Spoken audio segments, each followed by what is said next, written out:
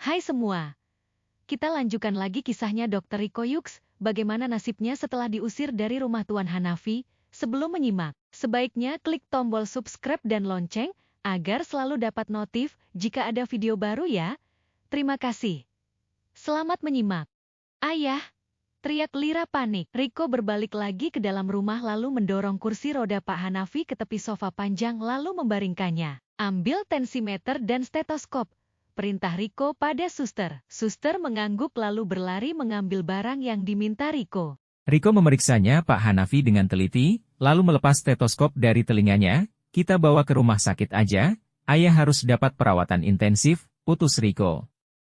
Siapkan mobil sekarang. Sontak semua penghuni di rumah ini menjadi panik. Lira tak henti-henti menangis dan mengucap maaf pada ayahnya yang kini telah pingsan itu. Sampai di rumah sakit, Riko menjelaskan semua apa yang diderita ayah mertuanya pada dokter jaga. Setelah pemeriksaan yang lebih intensif, Pak Hanafi dipindah ke ruang ICU. Jantungnya kumat, tekanan darahnya lebih dari 200, gula darahnya melonjak hingga 400. Tubuhnya tak mampu menahan gejolak tiba-tiba akibat pengaruh dari luar. Semua diminta menunggu di luar ruangan. Lira lunglai terduduk dalam tangis yang tak bersuara. Hanya air mata yang tak henti mengalir, sesekali pundaknya naik turun.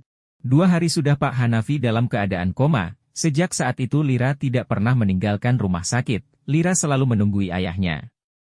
Riko telah memberi kabar tentang Pak Hanafi pada orang tuanya, tapi keduanya belum juga menjenguk besannya.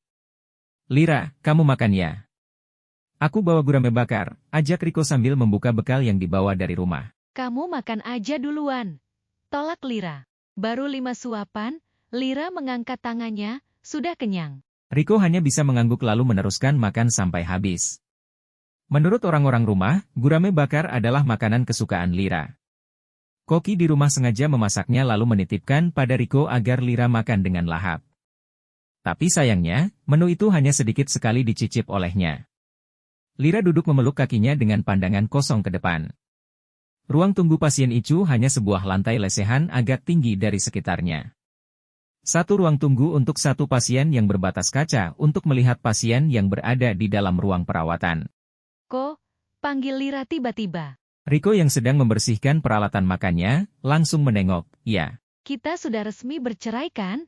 Tanya Lira, masih dengan pandangan kosong. Riko mendesah tanpa menjawab. Dia terus merapikan wadah bekas makannya tadi sampai selesai lalu mencuci tangan, dan kembali mendekati Lira. Yang berhak mencerai itu suami, Ra. Sampai saat ini aku gak pernah melakukan itu. Tentu kamu masih jadi istri sahku, ucap Riko yang duduk tepat di depan Lira. Lira bergeser untuk menghindar dari tatapan mata Riko, tapi ayah sudah meminta kamu menceraikan aku. Kalau aku gak mau ya tetap gak bisa dong.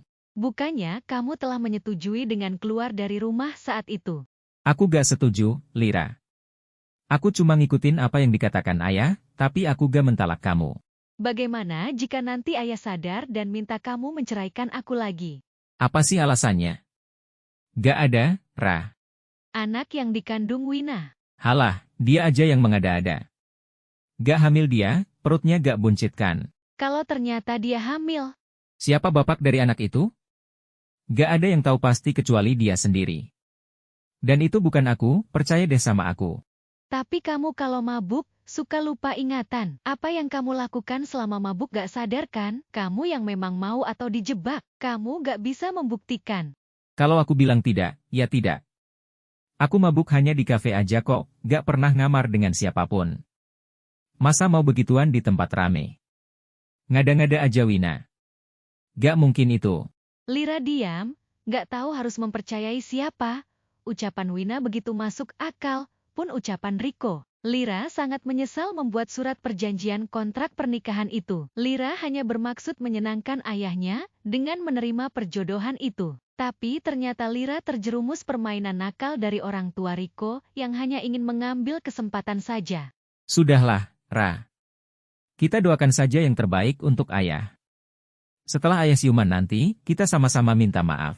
Sebaiknya kamu selesaikan dulu urusan dengan Wina, selagi ayah belum sadar. Tapi aku gak pengen ninggalin kamu sendiri di sini. Ada suster yang menemani aku kok. Tapi kamu gak mau makan. Gimana aku tenang ninggalin kamu? Coba sekarang makan yang banyak. Ya, aku makan sekarang. Setelah itu, kamu selesaikan urusan dengan Wina. Lira membuka bekal yang tadi sudah dirapikan oleh Riko lalu memakannya. Tidak terlalu banyak juga, tapi lumayan mengganjal perutnya. Sebelum pergi, Riko mencium kening Lira. Aku pergi ya, hubungi aku jika ayah ada perkembangan. Tempat yang dituju pertama kali oleh Riko adalah rumah orang tuanya. Riko hendak mengamuk karena orang tuanya tak kunjung datang menemuinya sejak acara syukuran wisuda sampai mertuanya dirawat di ICU. Sampai ke rumahnya, ternyata kedua orang tuanya tidak ada. Menurut pembantunya, Nurma pergi menjemput suaminya di bandara. Selang 2 jam keduanya datang ke rumah, tanpa menyapa keduanya hanya melirik lalu masuk ke dalam kamar, meninggalkan Riko yang duduk terheran-heran karena diabaikan oleh kedua orang tuanya. Riko mengetuk kamar orang tuanya lalu membukanya. Sapa Riko pelan mendekati mamanya yang duduk di tepi ranjang sambil memainkan ponselnya. Jawab Nurma tanpa menoleh. Ayahnya Lira sakit. Tolong mama jenguk, pinta Riko. Riko duduk di samping mamanya lalu ikut memperhatikan layar ponsel yang tengah dilihat mamanya. Nurma menggeser ponsel menjauh dari jangkauan Riko. Mama sibuk, ini aja baru duduk sebentar. Nanti papamu mau pergi ke salah satu calon investor untuk resortnya, jadi mama mau mendampingi papa dulu. Lalu kapan rencananya mau menjenguk Pak Hanafi? Gak tahu, masih sibuk. Masa gak ada waktu sedikit pun untuk menjenguk?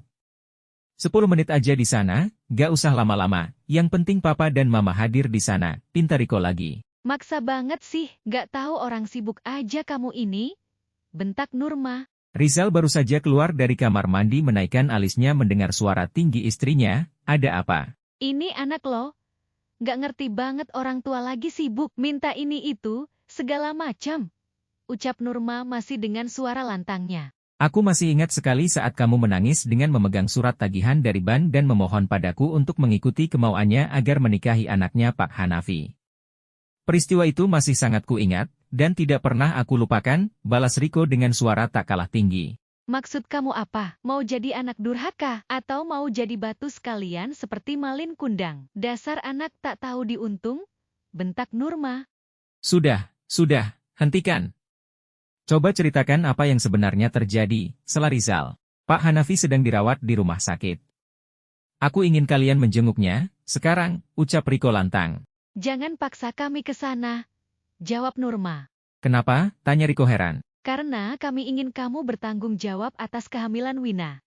Terima kasih telah menyimak kisah Dr. Riko selanjutnya dalam judul Kontrak Cinta Dokter Tampan. Tolong tekan tombol subscribe, like dan share agar kamu tak ketinggalan video lainnya.